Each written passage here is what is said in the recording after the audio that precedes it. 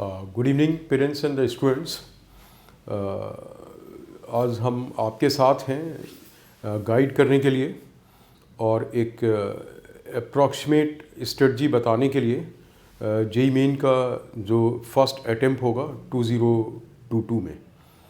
तो पेरेंट्स मेरे साथ हैं अखिलेश सर और मैं हूँ जेवी सर।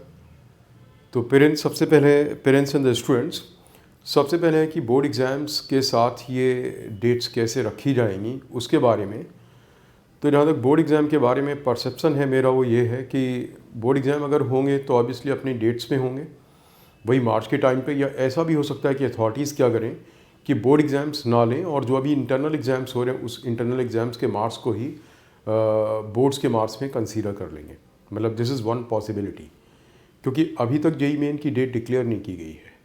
तो अभी तक जेई मेन की डेट ही डिक्लेयर नहीं की गई है और इसके पहले सालों में फरवरी में और मार्च में एक अटैम्प्ट हुआ था। और ये भी सर्टेन है कि अथॉरिटी जब डेट डिक्लेयर करेंगे तो कम से कम 1 महीने पहले डेट डिक्लेयर करेंगे। तो या तो हो सकता है कि जनवरी के एंड में जेई मेन की कोई डेट आ जाती है, जो कि ऑब्वियसली फरवरी में नहीं होगा, that will be in the month of March. March की स्टार्टिंग में या मार्च के मिड कहीं पे स्टार्ट हो सकता है। कब? जबकि अभी वो लोग जनवरी के एंड में डेट को डिक्लेयर कर देंगे। तो दूसरी चीज़ ये हुई कि इन केस बोर्ड एग्ज़ाम्स होते हैं तो क्या जेई मेन का पहला अटैम्प्ट बोर्ड एग्ज़ाम के बाद होगा या जेई मेन का पहला अटैम्प्ट बोर्ड एग्ज़ाम के पहले होगा। मुझे बोर्ड एग्ज़ाम के पहले होने की कोई पॉसिबिलिटी इसलिए नहीं लगती है कि जेई मेन के भी अगर फर्स्ट अटैम्प्ट होगा बोर्ड एग्ज़ाम के पहले, उसमें भी 4 दिन लगते हैं पूरे, उसमें 4 डेज़ लगते हैं। और जनरली क्या है कि बोर्ड एग्ज़ाम में it's not only about the papers of the sciences, there are other papers also. तो बोर्ड एग्ज़ाम में इट ऑलमोस्ट टेक्स 1 मंथ का टाइम लगता है। अब अगर मार्च के मंथ में वो लोग फर्स्ट वीक में पेपर रखते हैं जेई मेन का, तो फिर दैट मीन्स व्हाट कि बोर्ड का एग्ज़ाम जो होगा वो that will go up to the वो कोई जाएगा कोई अराउंड अप्रैल तक जाएगा। और ऐसा भी नहीं हो सकता कि जेई मेन के पेपर में और बोर्ड के पेपर में कोई अराउंड 1 वीक का टाइम ना रखा जाए। डेफिनेटली 1 वीक का टाइम होगा जेई मेन और बोर्ड के पेपर में। सो ओवरऑल जो पिक्चर बन के सामने आ रही है वो पिक्चर मुझे जो लग रही है ऐसा है कि या तो बोर्ड एग्ज़ाम्स होंगे नहीं, और जो अभी पेपर्स चल रहे हैं स्कूल के इंटरनल एग्ज़ाम्स चल रहे हैं, जैसा कि पिछले साल भी हुआ था, इंटरनल एग्ज़ाम्स के मार्क्स को ही वो लोग बोर्ड के फाइनल मार्क्स के फॉर्म में अडॉप्ट कर लेंगे। उन्हीं के थ्रू कोई क्राइटेरिया निकाल करके बोर्ड एग्ज़ाम्स के मार्क्स अवॉर्ड कर देंगे। और अगर बोर्ड एग्ज़ाम्स होते हैं तो व्हाट आई फील कि प्रॉब्ली बोर्ड के एग्ज़ाम्स पहले होंगे और जेई मेन का पेपर उसके बाद होगा। In any case JEE main का जो पेपर है वो कोई अराउंड मिड ऑफ मार्च या फर्स्ट वीक ऑफ मार्च के बाद ही स्टार्ट होंगे। तो दैट मीन्स कि आपके पास ऑलमोस्ट पूरा फरवरी मंथ है। मतलब अभी जनवरी के जो डेज़ हैं, जैसे आज के बाद से अगर हम काउंट करें तो आज के बाद से 1 वीक जनवरी का है और फरवरी का पूरा मंथ है, और उसके बाद ऑलमोस्ट 1 वीक जो है मार्च का है। अब इस पीरियड में आप किस तरीके से जेई मेन के लिए बहुत अच्छी प्रिपरेशन कर सकते हैं, क्या स्ट्रेटजी होना चाहिए, तो अखिलेश सर एक बार आपसे स्टार्ट करेंगे इस डिस्कशन को, then I will carry it on. Akhilesh sir. Thank you sir. Sir जैसे आपने कहा कि जो लाइकली फर्स्ट अटेम्प्ट है जेई मेंस का वो मार्च के फर्स्ट वीक में या मार्च के सेकंड वीक में होगा। तो लाइक से हियर यदि हम करते हैं कि फर्स्ट वीक में फर्स्ट अटेम्प्ट होगा तो अराउंड हमारे पास जिससे हर बच्चों के पास अभी 35 to 40 डेज़ का टाइम है। हमें सबसे पहले एक पॉइंट सारे बच्चों को ये कहना चाहूँगा कि से more talk and no work leads to no result. मैं ये क्यों कह रहा हूँ, क्योंकि बहुत सारे बच्चे होते हैं वो ये बोलते, काफ़ी बच्चे ये कहते हैं कि सर हमने सोचा तो बहुत कुछ था बट कुछ हो नहीं पाया। और हो नहीं पाया उसका रीज़न है कि लाइक सोचा, मोटिवेशन जनरेट की, स्ट्रेटजी भी बनाई, बट उसको एग्जीक्यूट नहीं कर पाए। तो सबसे जो इम्पॉर्टेंट चीज़ है, जो ये सपोज जो हम एज्यूम कर रहे हैं कि 35-40 डेज़ में आपको सिलेबस करना है, इसके लिए अपने आप में मोटिवेशन और स्ट्रेटजी दोनों रिक्वायर्ड हैं, एज वेल एज उसको प्रॉपरली एग्जीक्यूट करना है। बिना एग्जीक्यूट किए इट्स लाइक कि वही सोचा तो हमने बहुत कुछ था और कुछ हो नहीं पाया। और वो फाइनल स्ट्रेटजी अभी स्टार्ट हो जानी चाहिए। मतलब अब नाउ जो should not be any delay. जैसे अभी आज हमारी बात हुई है और आज के इमीडिएटली बाद आपकी स्ट्रेटजी बन जानी चाहिए कि अगर आपके पास आप एक प्लान करते हैं कि 40 डेज़ का टाइम है, तो उस 40 डेज़ के टाइम को ही हम आपको एक अप्रॉक्सीमेट प्लानिंग बता रहे हैं कि उस 40 डेज़ के टाइम में आपको क्या क्या और कैसे करना होगा, सो दैट कि जेईई मेन में you reach up to a respectable score और a very good score. 40 days को आप ऐसे डिवाइड करो कि अराउंड फर्स्ट 25 टू 30 डेज़ में आप पूरा एक बार फिजिक्स केमिस्ट्री मैथ्स का सिलेबस रिवाइज कर पाओ। और रिवीजन में टारगेट ये होना चाहिए कि एवरी डे लाइक आप 1 chapter of physics, 1 chemistry and 1 mathematics, यदि चैप्टर छोटा है वो रिवाइज हो जाए और चैप्टर बड़ा है तो लाइक एक चैप्टर 2 डेज़ में रिवाइज हो। बट हाँ, in a day 1 chapter of physics, 1 chemistry and 1 mathematics, ये रिवाइज होना चाहिए। मैं देखो सब आपको लाइक मैथमेटिक्स सब्जेक्ट के लिए किस फॉर्मेट में करना है। मैथ्स में जिससे है जो सितंबर 2021 के जो पेपर्स थे वो पेपर्स काफ़ी डिफ़िकल्ट थे।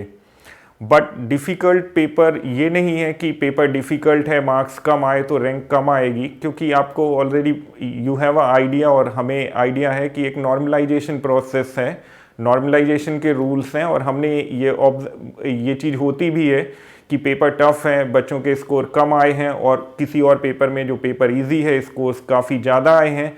बट फिर भी क्या हुआ है, नॉर्मलाइजेशन प्रोसेस के थ्रू जिन बच्चों के स्कोर कम आए उनकी रैंक जिनके स्कोर ज़्यादा थे उनसे काफ़ी अच्छी रैंक आ गई। तो इसमें आपको डरना नहीं है कि पेपर टफ होगा, ईजी होगा। वो ऑलरेडी नॉर्मलाइजेशन के जो रूल्स हैं उनके अकॉर्डिंगली एक मतलब प्रॉपर वे में रैंक डिस्ट्रीब्यूट होती है। तो इसका मतलब मैं यहाँ पे बीच में बोलूँगा कि इसका मतलब ये हुआ, देखिए कि जो अभी अखिलेश सर ने बताया उसका मीन्स कि जैसे एक है कि एक बच्चे की प्रिपरेशन ओवरऑल पूरी नहीं है। जैसे बोलो कि एक दिन में एक टॉपिक फिजिक्स का, एक टॉपिक केमिस्ट्री का, एक टॉपिक मैथ्स का, वो आपको रिवाइज करना है। उसके सारे इंपॉर्टेंट क्वेश्चंस मान लीजिए हमारे उसमें मॉड्यूल्स में हैं या हमारे इसमें हैं, आपको वो क्वेश्चंस जो इंपॉर्टेंट क्वेश्चंस हैं वो क्वेश्चंस भी रिवाइज करने हैं। आपको हर एक रिवीजन का मतलब है कि आपके हर एक टॉपिक में कुछ ना कुछ क्वेश्चंस भी होने चाहिए, उतना हुआ। अब ऐसे में क्या होता कि आपने कोई जेईई का पास ईयर का पेपर देखा और उसमें आपको लगा कि इसमें बहुत टफ क्वेश्चन है, तो किसी पर्टिकुलर टॉपिक में आप बहुत टफनेस पे पहुंचते हो। तो ये जो पॉइंट बोला गया ये इसी के लिए बोला गया कि यहाँ पे इसमें कंट्रोल रखना आपको।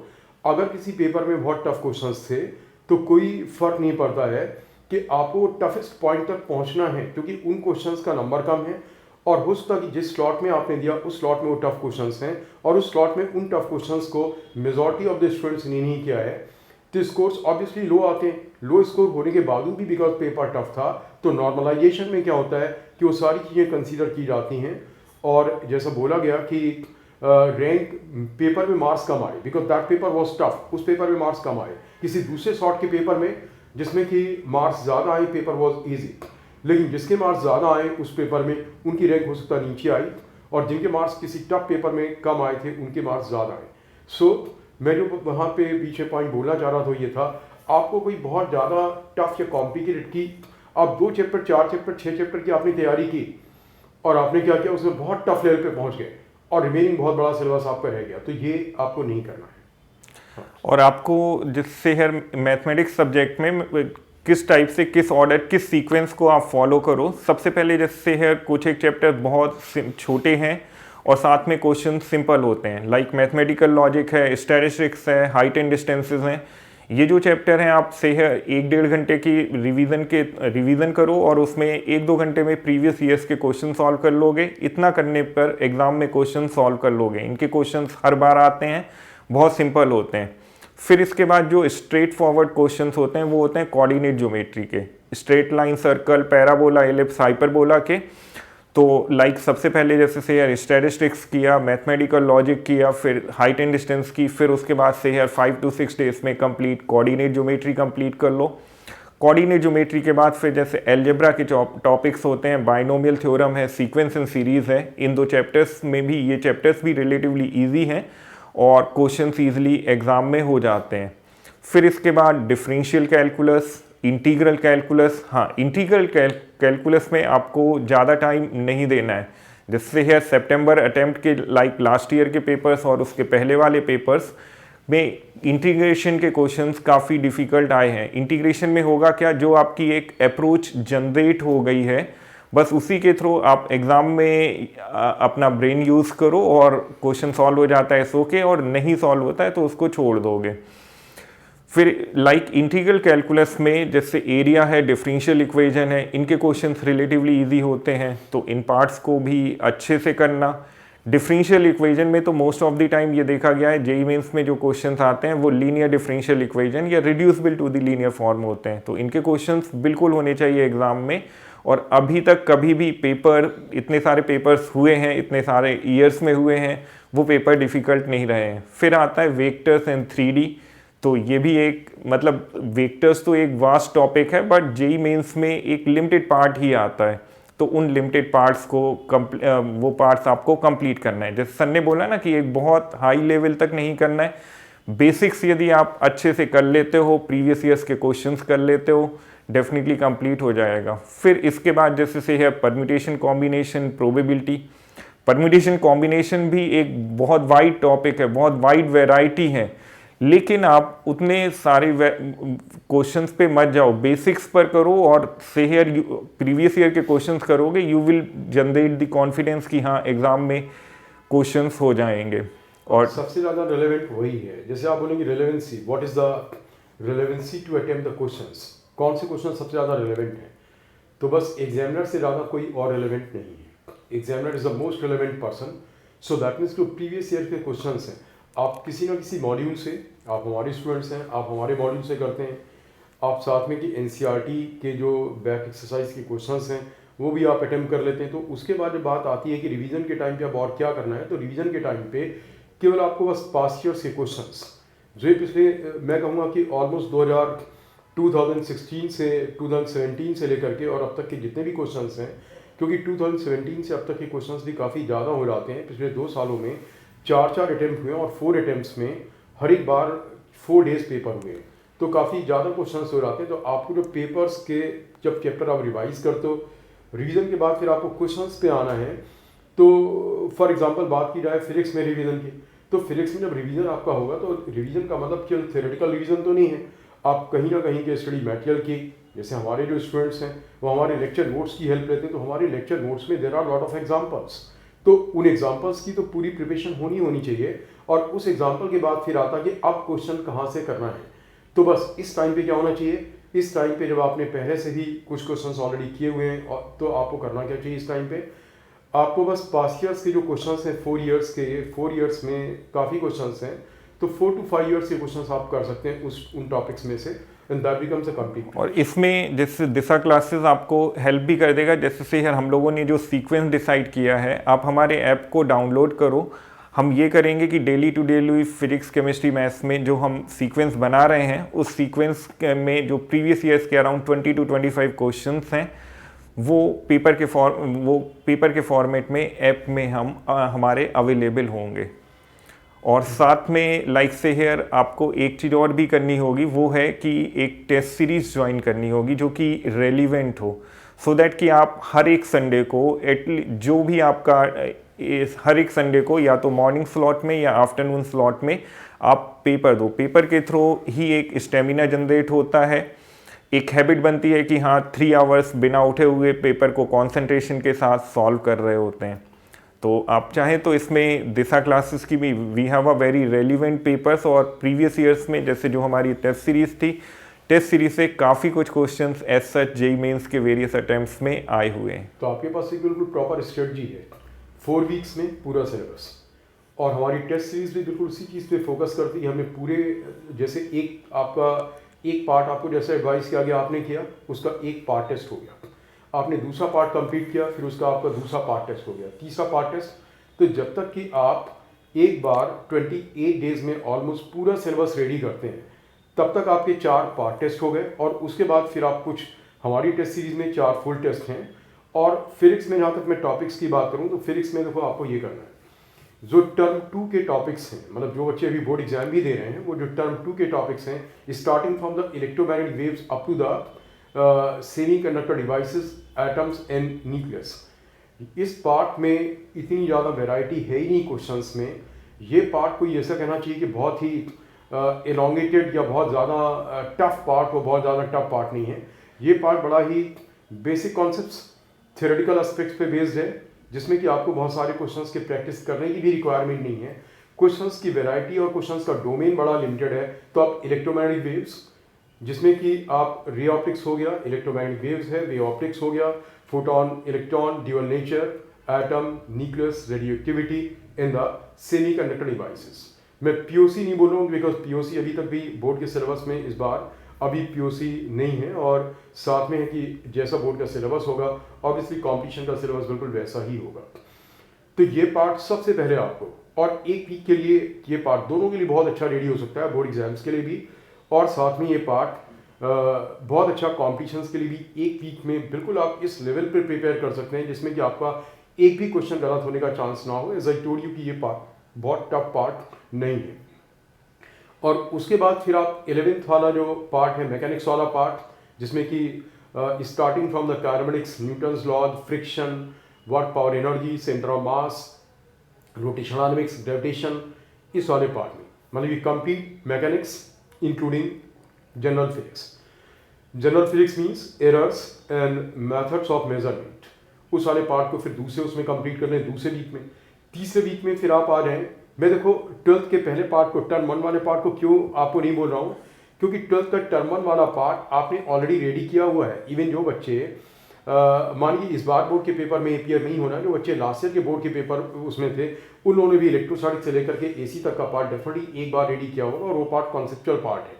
सो उसके बाद फिर आप क्या करें, जो पूरा 11th का दूसरा पार्ट है, दूसरा part means starting from the properties of matter up to the SHM, oscillations, waves, thermal physics वाला पार्ट। और जो 11 पार्ट भी है, जैसे मैकेनिक्स वाले पार्ट में आप माने कि कुछ ज़्यादा वेराइटी है क्वेश्चंस की, कॉन्सेप्ट भी रिलेटिवली टफ हैं। हाँ, जेईई के लेवल पे कॉन्सेप्ट ज़्यादा टफ लेवल के क्वेश्चंस नहीं आते हैं। जेईई में लेवल काफ़ी रेस्ट्रिक्टेड है as far as the mechanics is concern, but फिर भी आपको क्वेश्चंस की वेराइटी तो बहुत मिल जाती है। लेकिन अगर आप properties of matter, fluid dynamics, thermodynamics, oscillations and waves, अगर आप इस वाले पार्ट में देखें तो आपको क्वेश्चंस की वेराइटी कम मिलती है। मतलब बार बार क्वेश्चन जो मिलेगा आपको पास्ट ईयर से पेपर्स में भी मिलेगा, बार बार क्या लगेगा, अरे रिपीटेडली उन्हीं कॉन्सेप्ट पे आ रहा है, उन्हीं कॉन्सेप्ट पे बेस्ड क्वेश्चंस आ रहे हैं। तो क्योंकि उसमें क्वेश्चंस की वेराइटी कम है, इसलिए मैंने बोला कि मैकेनिक्स के बाद फिर आप तीसरे वीक में आप 11th का वाला पार्ट लें, और चौथे वीक में फिर आप क्या करेंगे कि 4th वीक में फिर आप इलेक्ट्रोस्टैटिक्स से लेकर के और एसी तक का पार्ट, जो कि जो बच्चे 12th में हैं उन्होंने अभी टर्म 1 के लिए पहले प्रिपेयर किया भी होगा, तो आपका वाला पार्ट उसमें थोड़ा सा रिवाइज भी होगा, आपने क्वेश्चंस भी सॉल्व किए होंगे, तो 4 वीक्स में।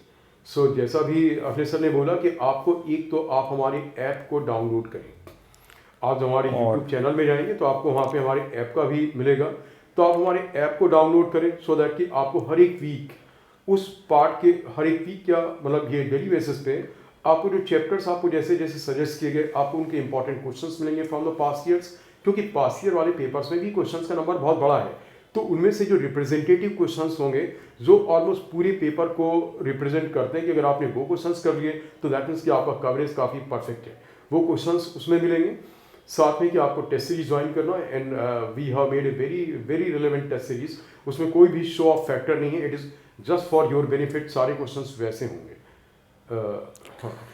तो बच्चों इस लाइक जो डिस्क्रिप्शन है, डिस्क्रिप्शन में हमें गूगल फॉर्म होगा, तो जो बच्चे टेस्ट सीरीज़ ज्वाइन करना चाहते हैं ज्वाइन कर लें। इससे एडवांटेज ये होगा उनका एक जो गाइडेड रिवीजन है वो रिवीजन भी हो जाएगा, और टेस्ट सीरीज़ साथ में आप अपने आप को प्रॉपरली इवैल्यूएट कर पाओगे। We will give you the suggestions कि उसमें आप कैसे और फर्दर इम्प्रूव कर सकते हैं। और साथ में बच्चों एक स्पेशल अनाउंसमेंट है, अनाउंसमेंट दिस कि आपने हमारे उससे ऐप डाउनलोड किया, और ऐप के डाउनलोड करने के बाद आपने जो उसमें क्वेश्चंस मिलते हैं वो किए, और साथ में कि आपने टेस्ट सीरीज ज्वाइन की, तो आपको एक एडिशनल एडवांटेज होगा कि अपार्ट फ्रॉम दैट हम लोग आपको ऑलमोस्ट जो है ना कि हर एक 2 दिन में 3 दिन में इस तरीके के सब्जेक्ट वाइज सेशंस भी, जिसमें कि आपको जो क्वेश्चंस दिए गए हैं उनमें से जो इंपॉर्टेंट क्वेश्चंस हैं उन इंपॉर्टेंट क्वेश्चंस के डिस्कशन के साथ भी आपके साथ बीच बीच में यूट्यूब में रेगुलरली आते रहेंगे, सो दैट कि आपको जो क्वेश्चंस आपको दिए गए हैं उनमें कहीं किसी आप कॉन्सेप्ट में फंस रहे हैं, आप उस टाइप के कॉन्सेप्ट में बार बार रिपीटेडली फंस जाते हैं, आपको कॉन्सेप्ट भूल जाता है, या आपको कॉन्सेप्ट इसके पहले कभी समझ में नहीं आया है, तो हम उन सेशंस में उन कॉन्सेप्ट्स को भी पूरा क्लियर करेंगे। Okay, all the best so all the best students, hope कि ये सेशन आपको बहुत ही यूजफुल लगेगा और आप इसे यूटिलाइज करेंगे। All right.